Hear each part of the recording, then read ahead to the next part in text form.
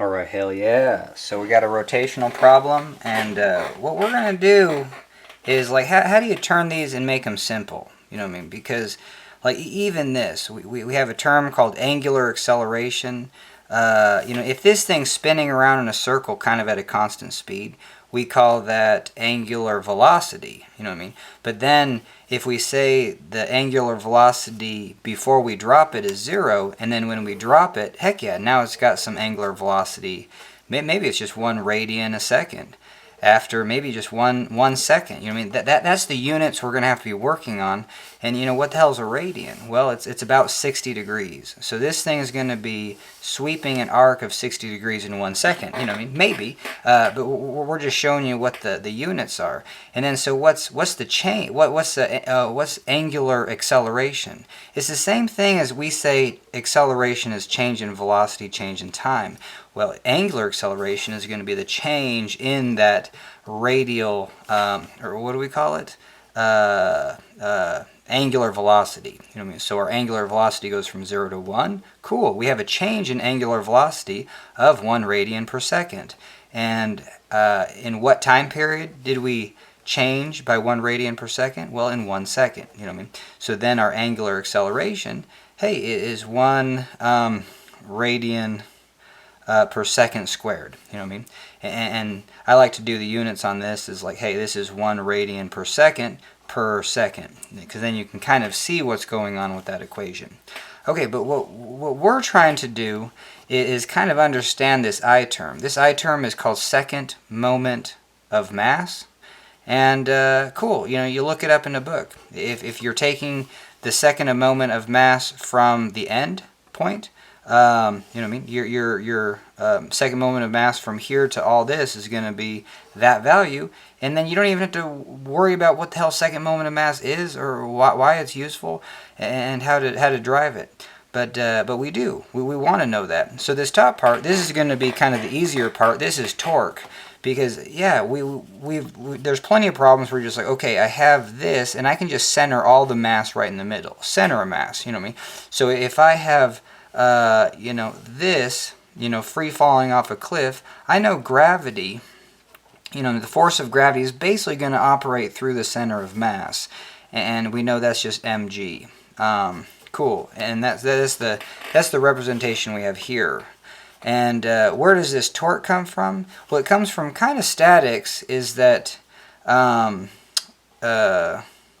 if you have a force downward on this, well, and we have it supported over here and here, well, you're probably going to have half this force, mg divided by 2, and mg divided by 2, holding this bar up. And then we would say the forces are balanced, but then also the torques are balanced, because based on that, you would put eyeballs on this and be like, well, it's not moving this direction, it's not moving that direction, and it's not spinning. You know what I mean? So that would be the check on reality if we are supporting it. But cool, finally we get a problem that when we do look at this, heck no, there's no support there, and this thing is going to be rotating. And so then you can use the sum of the forces in the y, and the sum of the forces in the x, but then you're going to do sum of the moments. And if you do sum of the moments around this point, heck yeah, you're going to have this force, and then at a distance L divided by 2. And there's nothing. There's no other places forces can be. We know force of gravity can operate through the center of mass. We know at a pivot, yeah, you're going to have, if this is pivot A, you're going to have a reaction AY and an AX. But we know that if we take moments about a pivot, you know what I mean, those forces don't help provide any torque. This isn't a welded joint. This is like a skateboard bearing. So this is just free to rotate. And so if we do have this force down, I mean, there's just nothing to, and that provides this torque or this moment.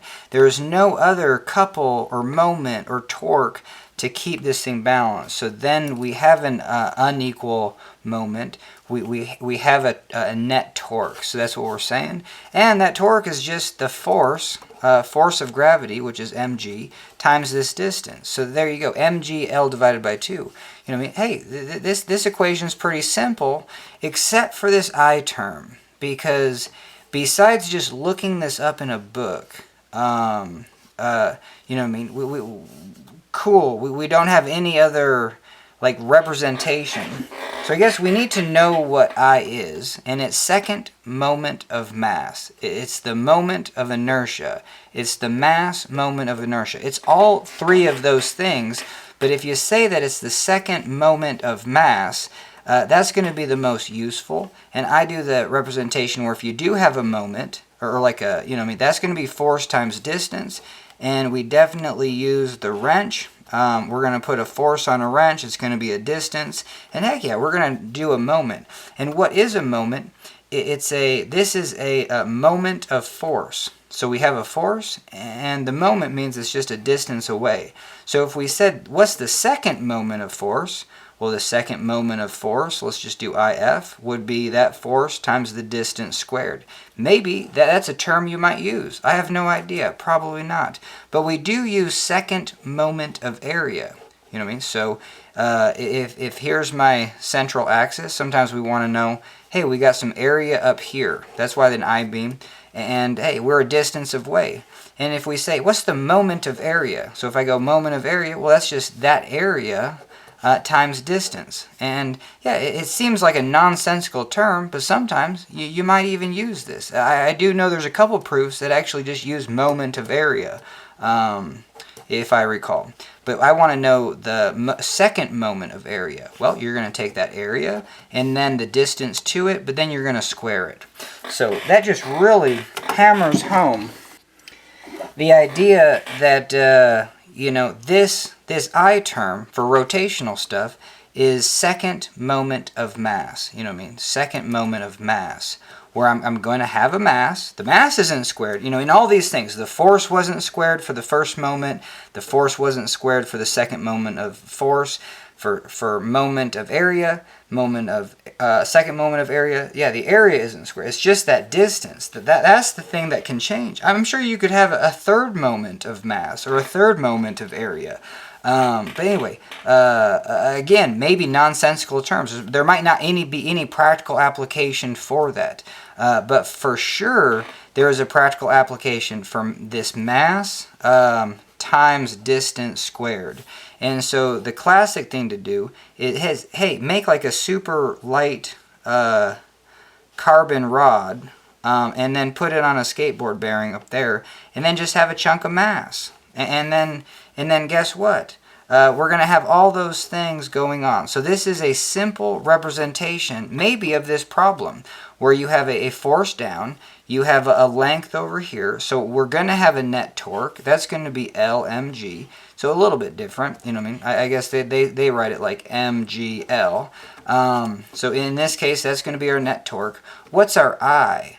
Well, our I, we're going to have a mass here. So our I says, well, what's the second moment of mass on this? Well, it's going to be that mass times that distance, L, and we're going to square it. Cool. So that was really simple. Why does this just get hella complex for like a rod, and whether you're at the center of mass or like a disc, you know what I mean? And why like where you're at changes what that value is, you know what I mean? If I have a disc and I take the moment of inertia about the pivot point, it might be different than the moment of inertia at the center of mass. And those will be for other videos, because even I'm not rock solid on that. But obviously, I think if you take the moment of inertia about a spinning disc, it's going to be, that one's just going to be I is equal to 1/2 mr squared, the radius squared. But if you're going to take it about this point, it's the same thing as saying taking the center of the moment of inertia about the center of mass, adding it to the mass of the disk times the distance from that point to the from where you want it, right on the ground, and squaring it. So that's the parallel axis theorem of like, hey, just take the inertia about the center of mass and move it to one side. And so we can actually do that right here, because typically the moment of inertia of a rod is going to be 1/12 ml squared. This is typically the moment of inertia of a rod about the center of mass. So if we want to take the moment of inertia at the end, sure, we're going to have to, know that parallel axis theorem. And that's where it's just like, sure, some things you just want to be like, I don't want to know the proofs, and they're probably kind of difficult, but I at least want to have a general understanding of like where these things come. And we haven't even told you why we're going to use second moment of area. It comes up. I don't know if I want to take a pause, but it comes up in angular momentum, where right here, what's the angular momentum of this? And let's say, I guess with angular momentum you have to have some sort of velocity. So let's say we like this string, like we have it on a string or the rod, like we have it, and then we drop it at time 0, and this is velocity 0. But then when we get to here, heck yeah, we definitely have some velocity. And let's say we have an angular velocity of 1 radian per second. And so now let's see if I can actually do this one, because linear momentum is just an r cross mass times velocity. It's the r cross momentum. So mass and velocity also is p, I guess.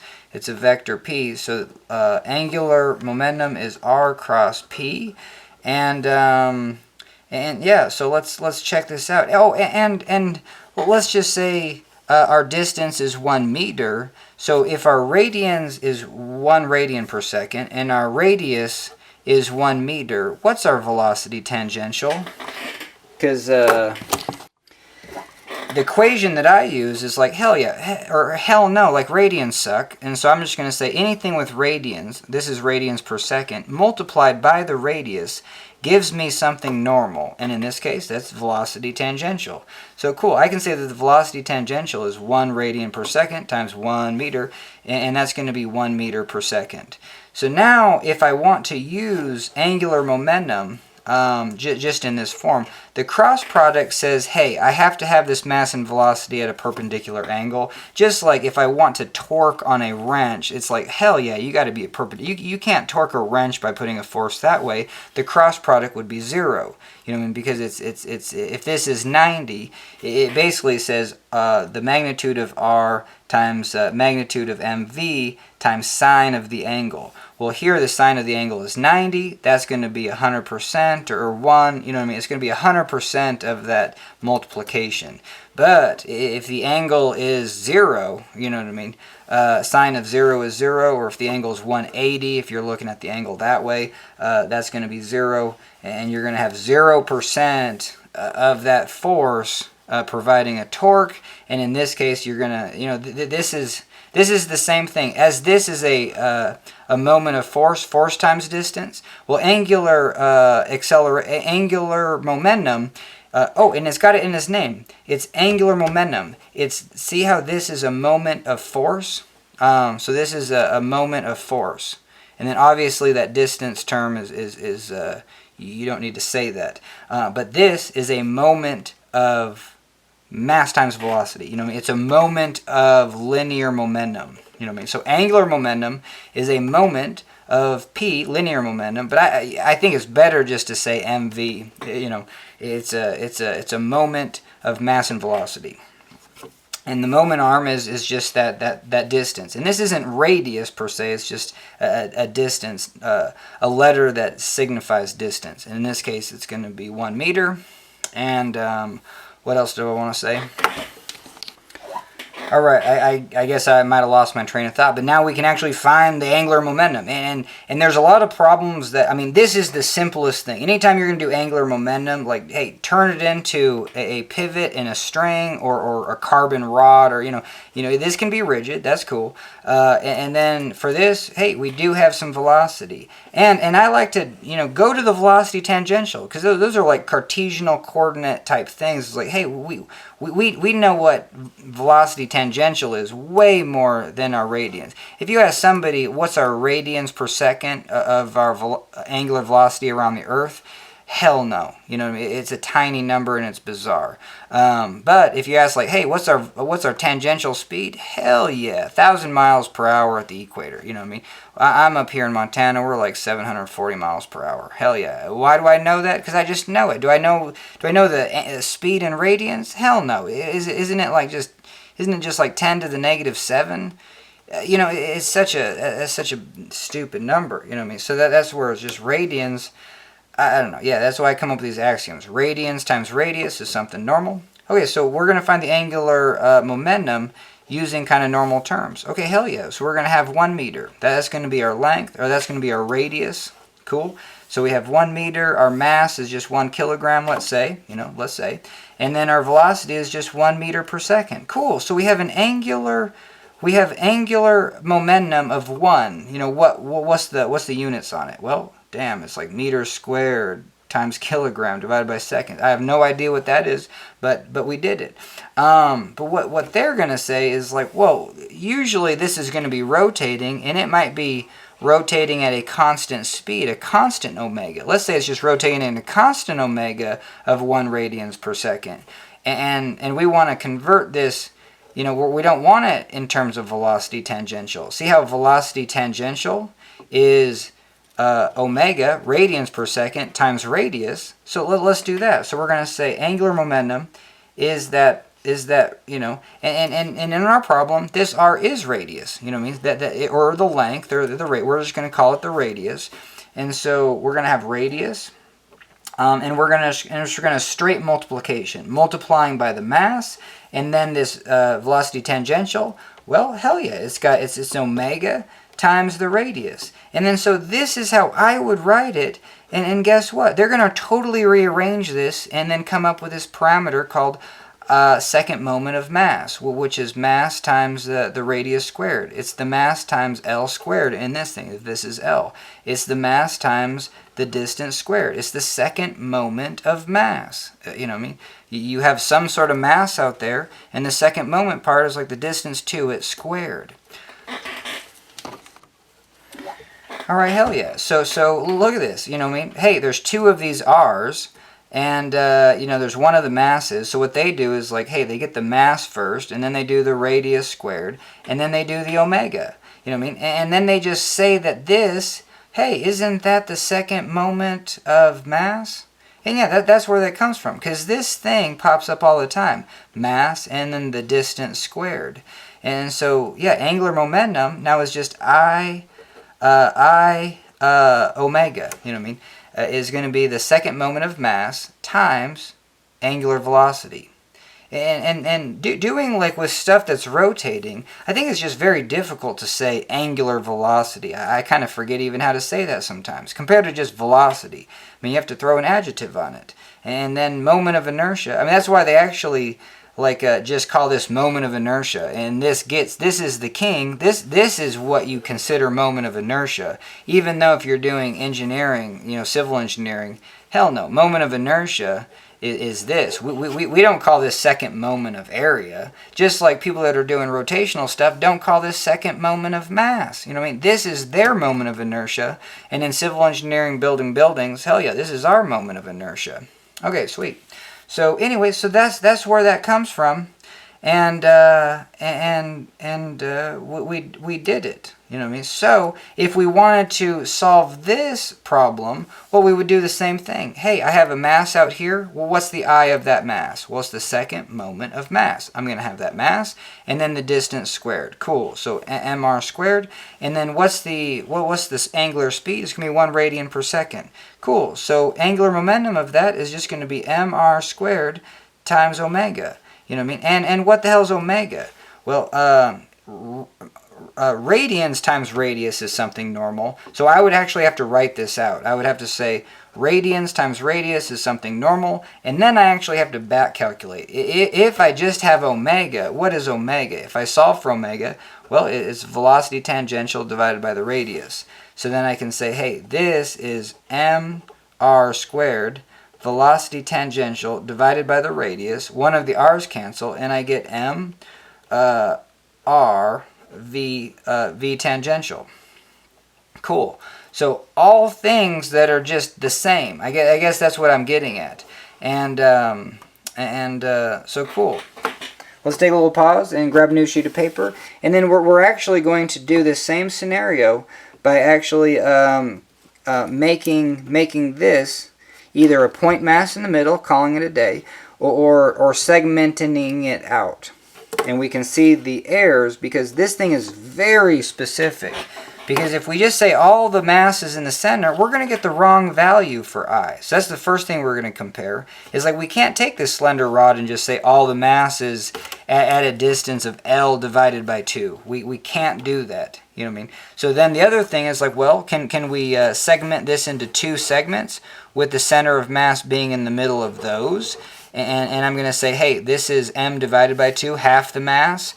And then I'm going to say, then this distance is L divided by 4, and this distance is 3L divided by 4. It's 3/4 of that total distance, you know what I mean? Well, the torques should work out, you know what I mean? So the torque is just going to be 1/2 times 1/2. Plus 1/2 times 3/4. You know, so if we did this, we'd have 1/4, and then here we would have 3/8. You know what I mean? So, maybe our torques won't work out. Maybe our torques are a little different. So, so visually we can do it without a new sheet of paper. We can see if our torques are working out. So we have 1/2 times 1/2, 0.5. And we're going to add that to 0.5 times 0.75. And no, we actually get a torque in this case of 0.625, where if we did this torque, we were getting a torque of 1/2. You know what I mean?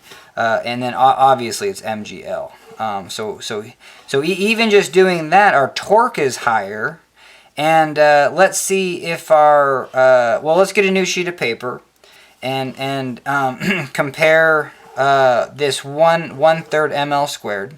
What I want to do is actually go back and just remind myself. We know that the moment of inertia from the center of a slender rod is 1/12.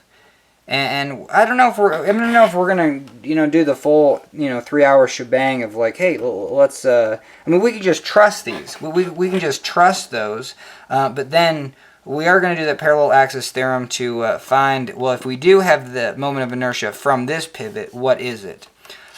So heck yeah. So catch you on the flip side. Alright, hell yeah. So we're back. And this is pretty cool, you know what I mean? So let's do that simple scenario, and we're doing moment of inertia. Moment of inertia. Second moment of mass now. And this has some sort of mass and maybe a radius, you know what I mean? Because it's going to be swinging. And so for that one's easy. You got the mass and the radius squared. Now let's plug off some really easy ones, you know what I mean? Let's say you have a hoop. And a hoop is weirdly similar to this, where you have a center.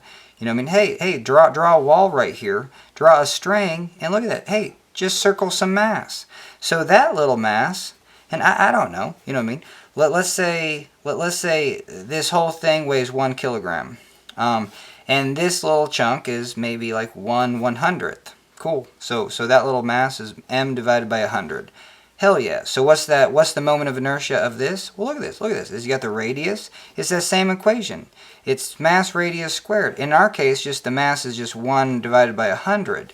But the same radius squared. Hell yeah. But then, and then this is something where it's just like, well, moment of inertia is just additive. And let's go back to that I-beam, because in civil engineering, hell, you do this one all the time, and you're just like, well, You know, the moment, you know, usually this drives how strong something is, this second moment of area.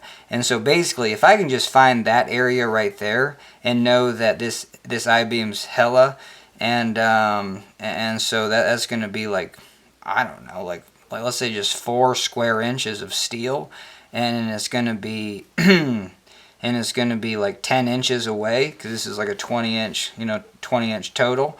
Like, holy hell, you know what I mean? That's going to be the area, which is 4, times the distance squared, and that's going to be 10 squared. That's 100, so that's going to be 400. 400?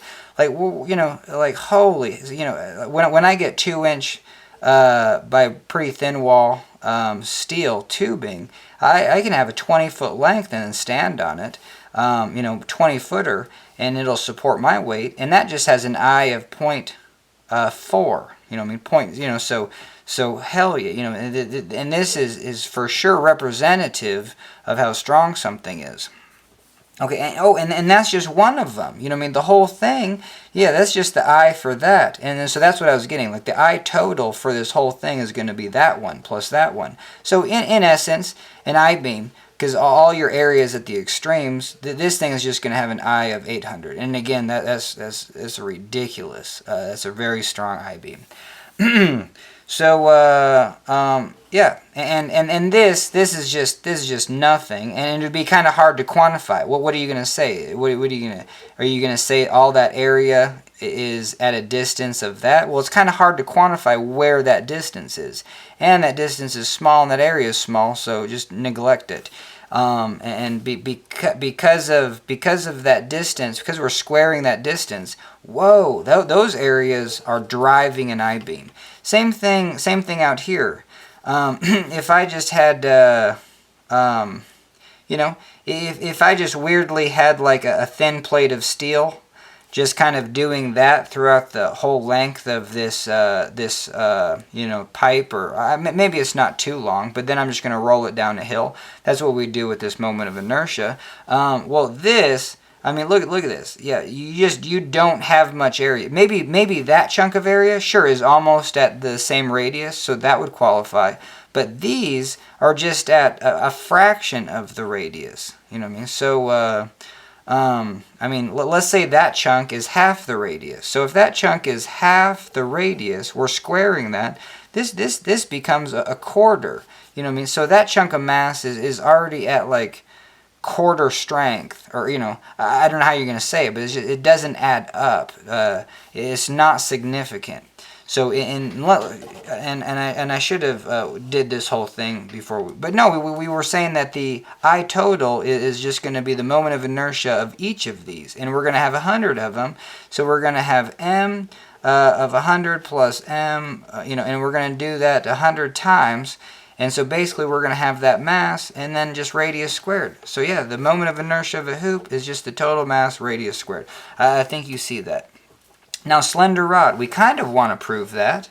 I don't know, you know what I mean? And we're going to take it about the center of mass. But for a rod, we know that it's this L, you know what I mean? So that's what we're going to do. We're trying to get moment of inertia as a function of the mass of the rod, or like proportional to the mass of the rod and proportional to some value of proportional to the length squared, you know what I mean? But we just don't know what this proportionality constant is.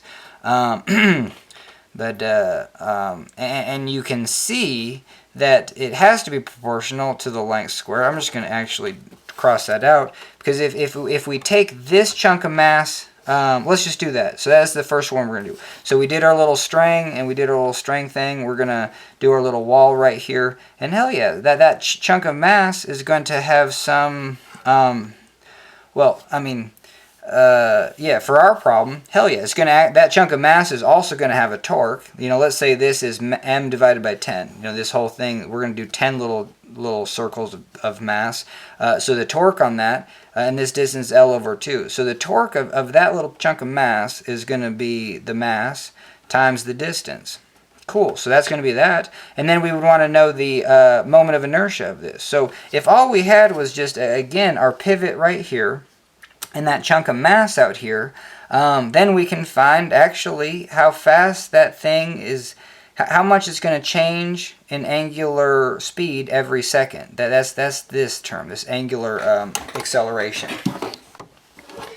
And now you can see, probably, like right now, my light bulb is going off, is just like, heck yeah. Well, we're not rotating about this point. That's why center of mass is like, yeah, the point that you're rotating about, that's what you're going to be drawing your mass away from. But no, we are actually rotating around this point. So, you know what I mean? And look at this. That distance of that mass just went to L squared, which is huge because right here it was just L over 2 squared. And again, that just has like a strength of a quarter compared to if we took the pivot here and said the full radius of that chunk of mass, the I of it would be M and then R squared. You know what I mean? So that length squared would be really driving.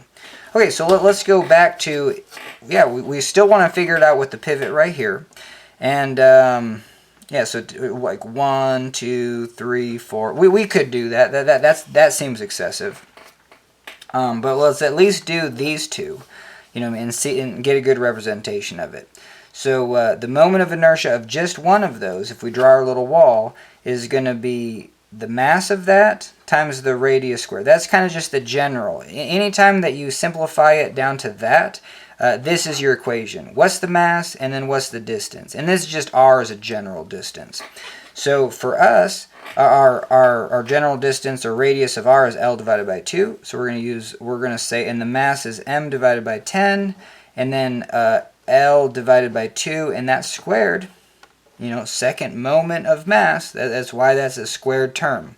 Okay, so now we're going to have, you know, you can factor everything out. I mean, if you're skilled at this, you can be like ML squared, and then we're going to have 1/4 because this is 1, and maybe not. You know what I mean? Hey, this is 1/2 squared. So cool. I love to do this. This is the same thing as 1 squared, 2 squared. You know what I mean? And that's just 1 divided by 2 squared. Cool, we're just really simplifying that down. Hell yeah, because this whole method will help you with more complicated problems with powers and stuff like that. Okay, and then so we're going to take that 1/4 and then multiply it by 1/10. And so we're going to get 1/40. Okay, so we know from the books that the moment of inertia of this thing is 1/12. And we're not even, but we're only taking, and we're saying it's going to pivot right in the middle. That's what we're going to do. We're not dealing with the pivot at the wall, slender rod pivoting at the middle. So that mass is going to be the same as that mass. So cool. We at least got 2 of them, and we can say that's going to be 1/20. ML squared. See how this is? So we're getting close. And you can see we're more than halfway there. So, or maybe less than halfway, but 1 divided by 12, this number is actually 0.083. And then 1 divided by 20, I should probably be able to do that in my head, but it's 0.05. So look, we are, holy Toledo. So just taking those 2 chunks of mass, this is the same thing as an I-beam. Like all this jazz is who cares? Like when I go to solve an I-beam, I just take the perimeter. And even when I solve this, if I have a 2-inch tube, and this is like the stuff that I would like to use when welding, and it would be a thickness of 0.083, which is just 0.0625. It is a 1/16 of an inch. That's a good one to know. But if you go to the steel yard, they call this 0.63. You know what I mean? And then you're just like, why is it 0.63? Well, they're just rounding. But then this is going to be like 332. You do the math on that. I don't want to totally munch it, but it's more than 2/16. And so yeah, no. 2/16 is an eighth. I apologize. So it's less than.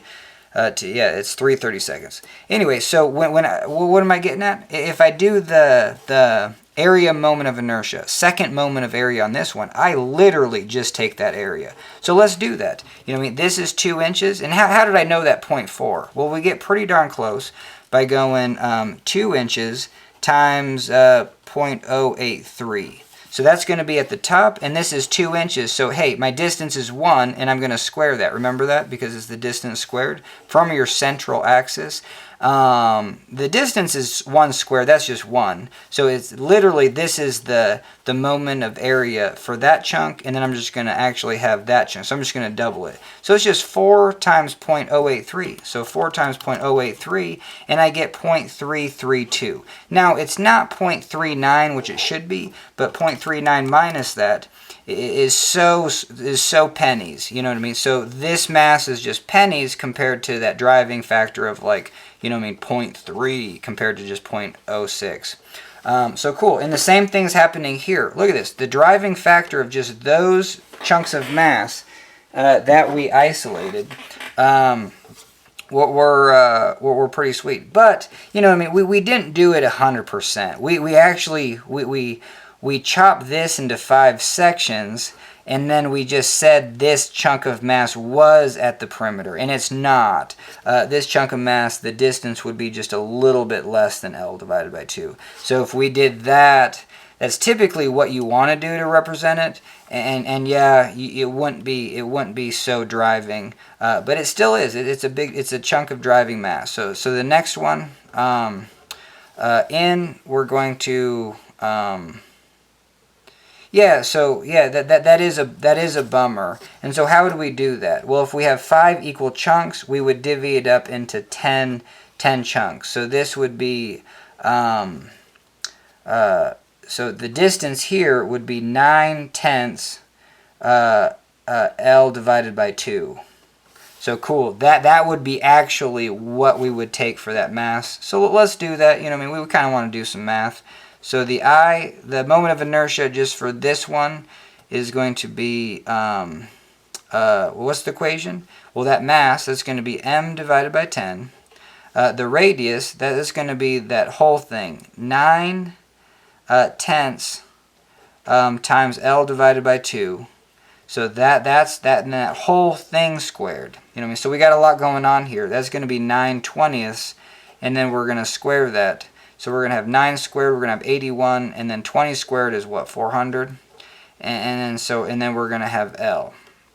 And then once we get that, we have to actually multiply it by 1 divided by 10. So you're going to have 81 divided by 4,000 ml. You know what I mean? So what's 81 divided by 4,000? That's going to be 0.02. And what we said was we just doubled it, so we're just going to double that. So actually it's going to be 81 divided by 2,000. And that's going to be 0.04. You know what I mean? So it's not 0.05. You know, actually, if we are representing that is like, hey, we're going to take that segment and its center of mass is right there. That's more representative. So let's do the next one with that hardcore math. So this one's going to be at a distance of 7/10 L divided by 2. Holy Toledo! Yeah, so the math is kind of crazy, but we have that general equation, and let's write that. Let's show that again. So we got 1, 2, 3, 4. So this was the first one, and now we're on the second one. And all we're doing is that same thing, taking a string out to it, and then we're saying, hey, look at what is distance. Well, we're going to chop this up into 10 little chunks. So it's at 1, 2, 3, 4, 5, 6, 7. It's at 7/10 times L divided by 2. All right, hell yeah. And we're on a roll. And I bet you if we just do those 2 chunks, we'll get a very good representation that it's 1/12, hopefully. So yeah, let's just do it real fast. 7 divided by 10 divided by 2, and then we're going to square that. Hell yeah. So that's what we're going to have. We're going to have that. Wait, why was did we run across an error? Oh, no. And then we got to divide that by 10. Yeah, I knew something was up. Because what's the equation?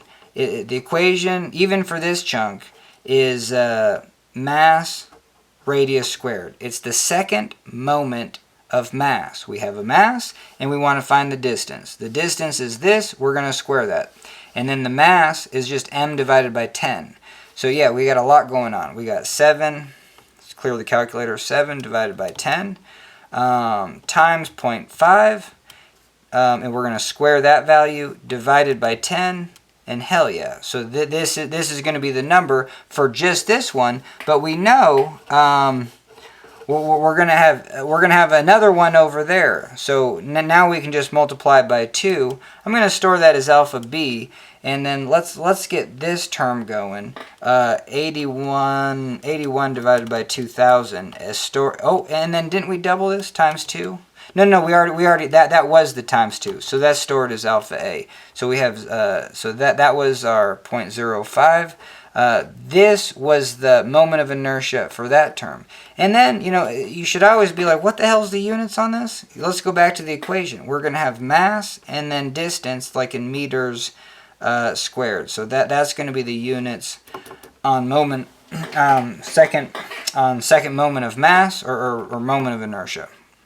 All right, so we just did this next one. We doubled it, and we got, so now we got point, so for this one we get 0.0245, this one we get 0.0405, and that's both of these, you know what I mean? And so we got alpha A plus alpha B, so now we're already up to 0.065, and what is that? That says that I is equal to 0.065 ml squared. And what's the actual? Well, it's 1 divided by 12, which is 0.083. So see how we're approaching that? Even just by chopping this thing up into 10, kind of like 5 equal pieces over here, finding the moment of inertia of that one, and I don't know. Let's do it one more time, and maybe we do it all the way. I have no idea. But this one's going to be at a 5/10. Oh, look at that. That one's right in the middle. Cool. So now we're just L divided by 4. So that one's really easy. Let's do the string. And it has a mass of m divided by 10. We're going to have L divided by 4. We're going to square that. So we're going to have 1 divided by 16 divided by 10. And then multiplied by 2 because there's 2 of them. And we're going to store that as our next one, C, 0.0125. All right, so hell yeah. So now we have alpha A plus alpha B plus alpha C, and we're getting real close. Now we're up to 0.0775, and if you rounded this would be 0.8. And if you did 1 divided by 12 and then rounded it to just 1 decimal, it'd be 0.8. So even just after doing these 3, we're good to go. So I mean, let's take this last one just to see how pitiful it is and meaningless it is to the actual moment, second moment of mass. The mass being far away from the radius. So right here. And you really have to say this is a point mass, you know what I mean? And you still put it on a little string, and then your distance is 1/10 L divided by 2, and so we're going to square that. So we're going to go 1 divided by 10 divided by 2, square that term, and what's that? That's going to be this r squared term. We have a mass of m divided by 10, so we're going to divide this by 10. And then cool, and now we're going to multiply it by 2, and we're going to store that as, this would be our 5th term, so we're going to store that as alpha E. But you can see, holy, that's 0.0, I have to do 3 zeros and then a 5. You know what I mean? So even if I just added it to alpha, and then, so if we went alpha A plus alpha B plus alpha C, that's this number plus alpha E. It hardly changes. So that one hardly changes. And, I mean, we've come this far. So let's get this last one. Its distance is 3/10 L divided by 2. And so, sweet, we're going to go 3 divided by 10 divided by 2, square it. And that's this mr squared term. Our mass is divided by 10 for that just individual chunk. And then, cool, that's our term. And we're going to times 2, so sweet, we're going to store that as alpha D. And then so this one is 0.004. Alright, so that's significant. Alpha A plus alpha B plus alpha C plus alpha D. And our new number, the new number is 0.082 right there, which is really close to 0.083 repeating.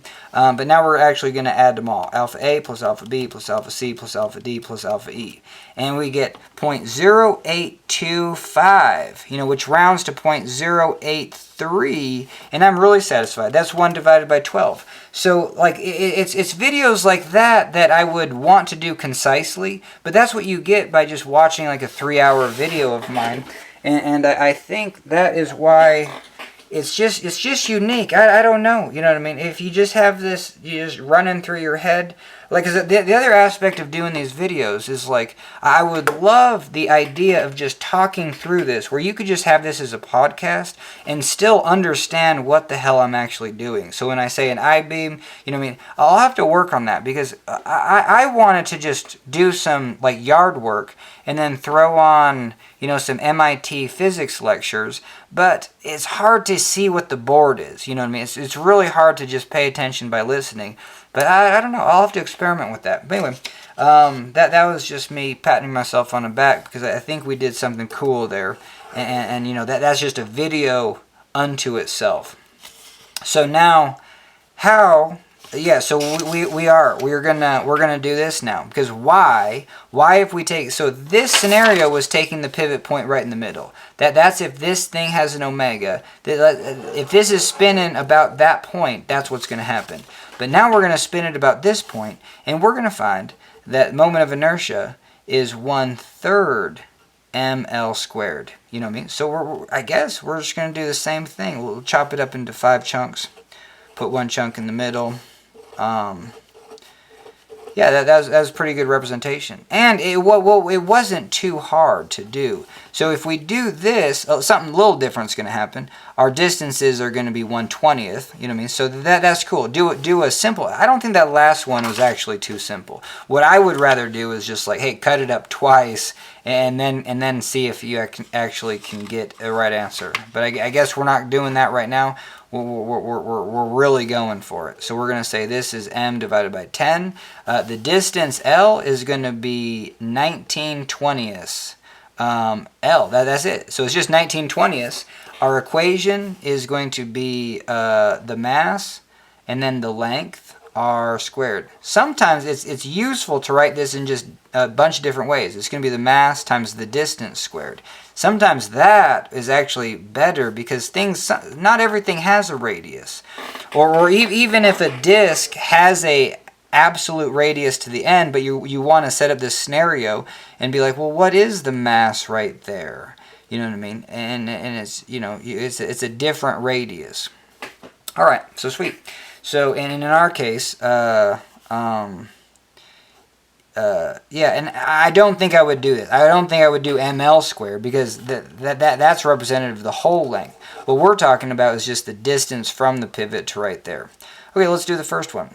So we have m divided by 10, and then we have 19 divided by 20 L squared. So even right here, like obviously the L has always been squared the entire time. So if I have 19 divided by 20 L and I square it, I can there's a lot of different ways I can do these products. I can say, hey, 19 divided by 20 is squared, and then L is squared. I can do it like that right off the bat. Or I can do everything. 19 squared, 20 squared times L squared. That is also, anytime you have like a product or a quotient, everything gets that. But yeah, so but this would probably be the more straightforward one. Okay. And then we're just going to go 1 divided by 10. So we're going to go, so on that, we're going to go 19 divided by 20 squared divided by 10.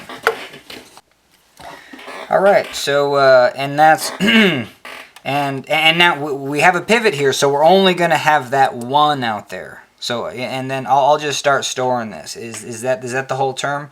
The mass is 1/10, and then we did 19 divided by 20 squared. Cool. I'm going to store that as alpha A.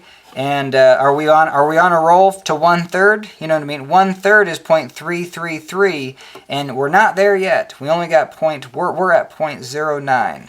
So yeah, let's keep a track. So we want 0.333 repeating. That's 1 divided by 3. And our first chunk of mass got us to 0.09. Cool. Let's do the next chunk.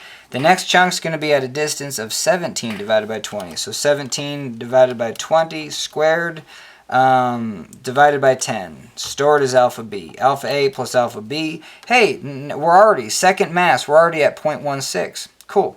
Well, let's do the next one. 15 divided by 20. So 15 divided by 20 squared divided by 10, stored as alpha c. And then we're going to go alpha c plus alpha b plus alpha... yeah, you get what I'm saying. Just all three of those. And we're already up to 0.218. Holy, even just after the first three masses, like we are getting close to a third. It looks like we're going to pass it though, right? But no. So we got 13 20ths. So now we're going to go 13 divided by 20, square it, divided by 10, store this alpha d. So now we have alpha a plus alpha b plus alpha c plus alpha d. And cool, we got 0.261, you know what I mean? Looks like we're slowing down, you know what I mean? That's the first time I noticed. It's like, well, aren't we slowing down a little bit? So now this next one, we're going to have 11 20ths. And check on reality. This is going to be 10 20ths right in the middle. So yeah, 11 20ths. So we're good there. We're doing good math. Squaring it, divided by 10, store that as alpha e. Cool. So now we're going to go up here. We got alpha a plus alpha b plus alpha c plus alpha d plus alpha e. Booyah. So sweet. We're almost up to 0.3. And this was alpha e. And so now we're going to cross this line and we're going to go 9 20ths. So 9 divided by 20 squared divided by 10 stored as alpha f. And then let's add them all up. Plus alpha f. And cool. So we're at 0.3115. And this was the fourth from the, we got 3, 2, 1. We got three more. We got oh no. This was 5. 5, 4, 3, 2, 1. So now we're going to go to this fourth to the last one, and it's 7 20ths. 7 divided by 20 squared divided by 10 stored as alpha g. So now we're going to go get our letters.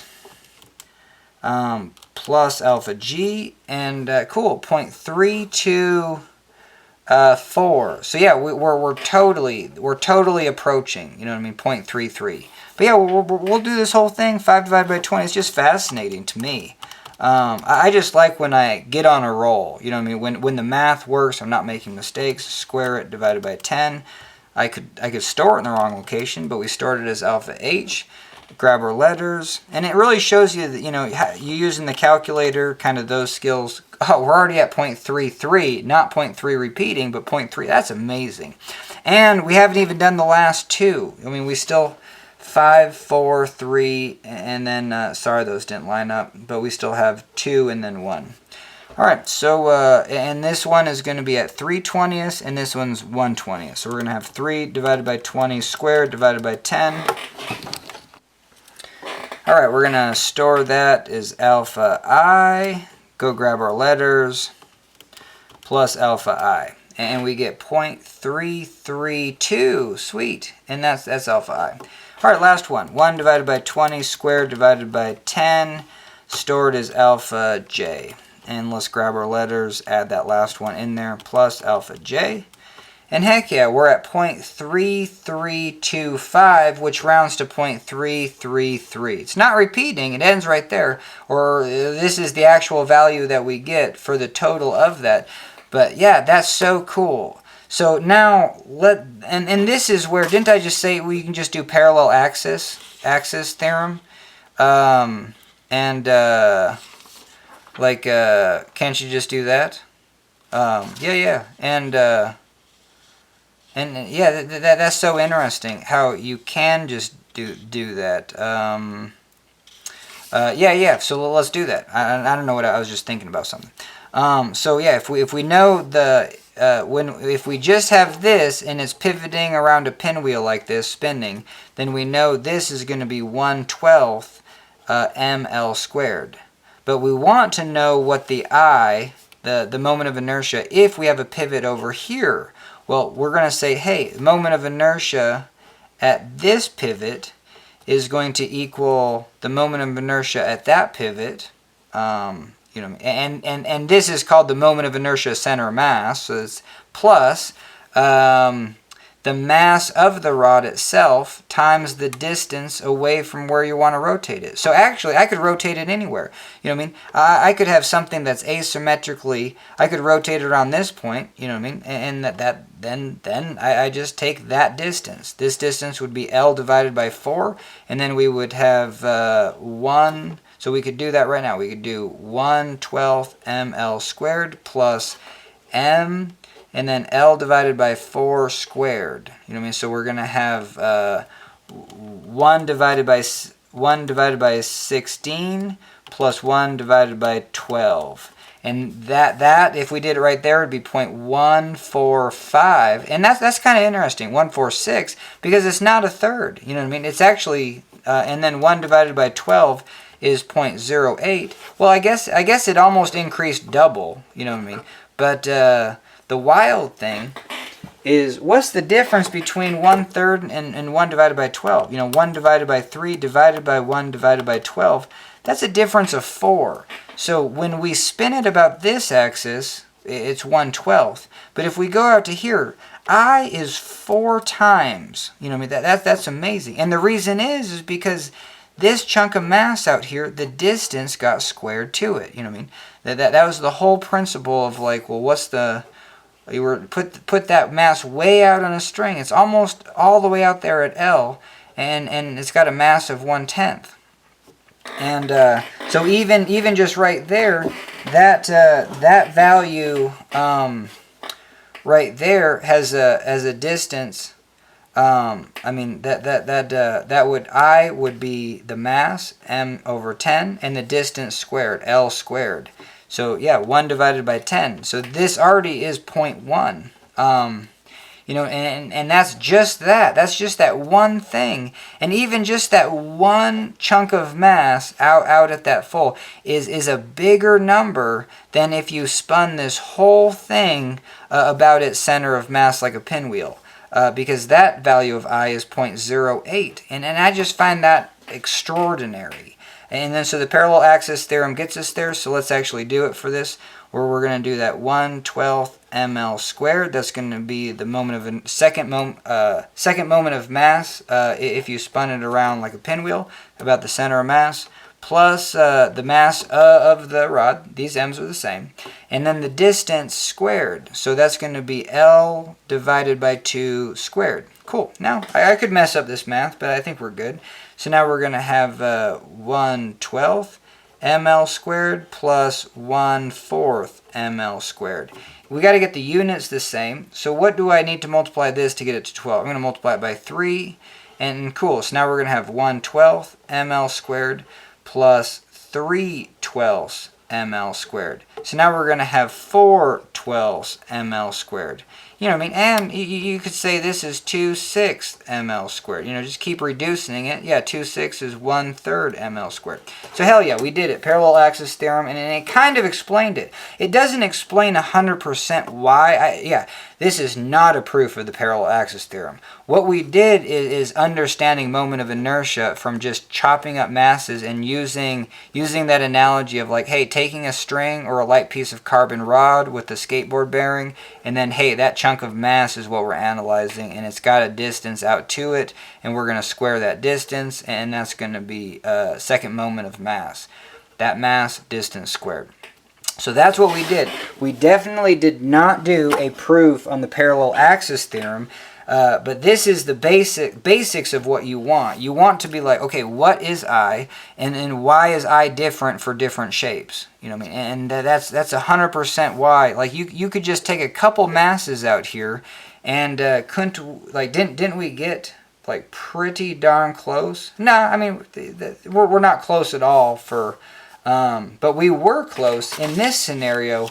That was bizarre because we had symmetry, and so taking that chunk of mass finding the moment of finding the moment of inertia. That's what they call it, but it's the second moment of mass, or the mass moment of inertia, just of that one, and then doubling it because we had symmetry. That actually surprisingly got us pretty close. We were at 0.4 when the actual answer is just double that. You know what I mean? We're not too far off.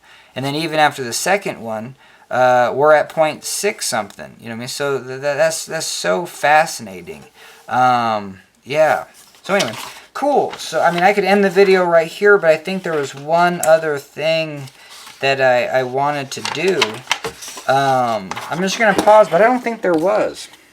Alright, hell yeah. So I'm just going to call it because, yeah, this video is really satisfying to me. And I want to do more videos on moment of inertia. But this was just really cool to do a visual representation of what moment of inertia is. And I got to get to bed anyway. So this was fun. And this was the, you know, the picture in the book. I don't know. I should just end the video. So thanks for joining me for this one.